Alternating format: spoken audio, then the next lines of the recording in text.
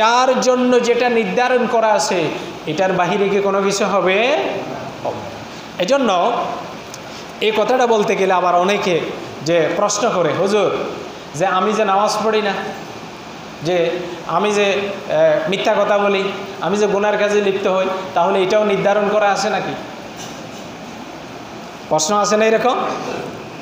মানে আমি যে মদ খাই, আমি যে গাঁজাখোর, আমি যে জেনা করি, আমি যে মিথ্যা কথা বলি, আমি যে সুদ খাই, আমি যে আরেকজনের বিরোধিতা করি, আমি যে আরেকজনের ক্ষতি করি, তাহলে এটাও নির্ধারিত আছে নাকি? প্রশ্ন আছে না? নাই, আছে। এখন সেটা কি? আল্লাহ কিন্তু সেটার জবাবও কিন্তু আমাদেরকে আমাদের সামনে উপস্থাপন করেছে। আপনি কি হেদায়েতের ভিতরে থাকবেন কি থাকবেন না? সেটা কি? হেদায়েতের মালিককে। হেদায়েত আল্লাহ কাকে দিবে? যার সৎপথ, যার মনে চায় যে আমি যে যেমন মনে করেন একজন মানুষ 5 ওয়াক্ত নামাজ সঠিকভাবে আদায় করে না, উনি যে নামাজ পড়ে না এটার জন্য উনি অনুতপ্ত, আরে আমি কেন নামাজটা আমি ছেড়ে দিই, কেন আমি 5 ওয়াক্ত নামাজ সঠিকভাবে কেন আমি আদায় করি না, কেন আমি নামাজটা ছেড়ে দিই, এইরকম মনে মনে অনুতপ্ত করে যে এইরকমও মানুষ আছে না নাই? এই অনুতপ্তর দ্বারা উনি যে নিজে নিজে অনুতপ্ত হয়, যারা সুদের সাথে জড়িত উনি নিজে নিজে যদি অনুতপ্ত হয়, আরে আমি যে এই কাজটা করতেছি গুনাহ, আল্লাহ কখন আমাকে এখান থেকে উদ্ধার করবে, তাহলে ওনার মনের ভিতরে একটা চাওয়া আছে, ইচ্ছা আছে যে এই সমস্ত খারাপ কাজ থেকে বেঁচে থাকার ইচ্ছা আছে না নাই? আছে। এবং যে মিথ্যা কথা বলে বা আরেকজনের ক্ষতি করে অথবা যে কোনো খারাপ কাজের সাথে যে জড়িত, যিনি মদ খায়, গাঁজা খায়, উনি যে আবার যখন ভুল বুঝতে পারে যে আমি যে নেশা করতেছি, মদ খাইতেছি বা বিভিন্ন খারাপ কাজের সাথে জড়িত আছি, আমি যে এই কাজটা করতেছি এটা খুব খারাপ কাজ, কখন আমি এই কাজ থেকে বাঁচতে পারবো, আল্লাহ আমাকে কখন উদ্ধার করবে, অর্থাৎ এই মনের ভিতরে যাদের বাসনা আছে, ইচ্ছা শক্তি আছে, এটা শুনতেছে কে?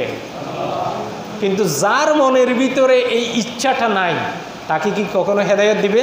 আল্লাহ কিন্তু সেটা বলেছেন,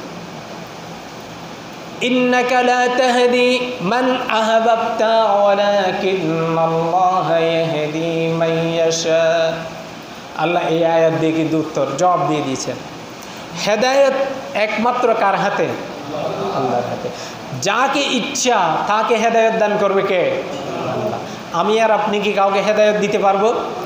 নবী আলাইহিস সালামেরা কি কখনো কাউকে হেদায়েত দিতে পেরেছে? না। হেদায়েতের মালিক কিন্তু আল্লাহ। আল্লাহর যত নবী আলাইহিস সালাম দুনিয়াতে এসেছে সবাই হেদায়েতের বাণী প্রচার করেছে, হেদায়েতের বাণী পৌঁছে দিয়েছে, হেদায়েতের বাণী সবার কাছে পৌঁছে দেওয়ার চেষ্টা করেছে। ওখান থেকে আল্লাহ যাদেরকে হেদায়েত দান করেছে ওনারাই কিন্তু সঠিক পথে এসেছে, ঠিক কিনা? তাহলে হেদায়েতের মালিক কে? আল্লাহ। যদি হেদায়েতের মালিক যদি নবী আলাইহিস সালাম হতো, তাহলে আল্লাহ রাসূল সাল্লাল্লাহু আলাইহি ওয়াসাল্লাম সর্বোচ্চ চেষ্টা করেছে নিজের চাচা আবু তালেবের জন্য, ঠিক কিনা?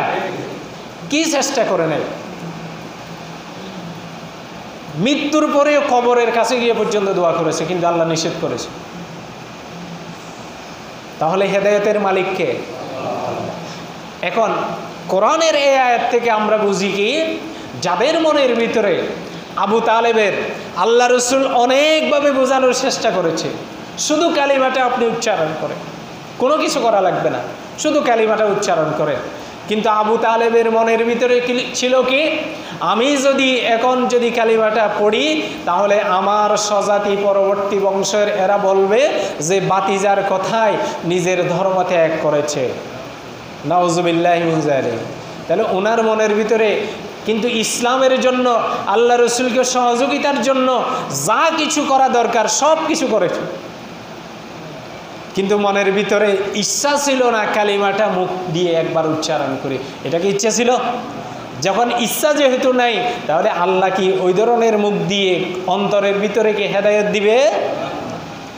এজন্য যাদের মনের ভিতরে ইচ্ছা আছে, যাদের মনের ভিতরে কল্পনা আছে, হ্যাঁ খারাপের ভিতরে লিপ্ত আছে, গুনার ভিতরে লিপ্ত আছে, অসৎ কাজের ভিতরে লিপ্ত আছে, কিন্তু নিজের অসৎ কাজের জন্য যখন নিজে অনুতপ্ত হয়, নফসে মুতমাইন্না, যারা নিজের নফসের যে গুনাহ হয় এটার জন্য যখন সে অনুতপ্ত হয়, এই অনুতপ্ত অনুশোচনা যেটা হচ্ছে নিজে নিজে, এই অনুশোচনার দ্বারা আল্লাহ সুবহানাহু ওয়া তাআলা একদিন তার জন্য হেদায়েতের রাস্তা খুলে দিবে, তাকে যত ধরনের খারাপ কাজ আছে সব খারাপ কাজ থেকে মুক্ত করে আবার তাকে ঈমানের পথে নিয়ে আসবে ইনশাআল্লাহ।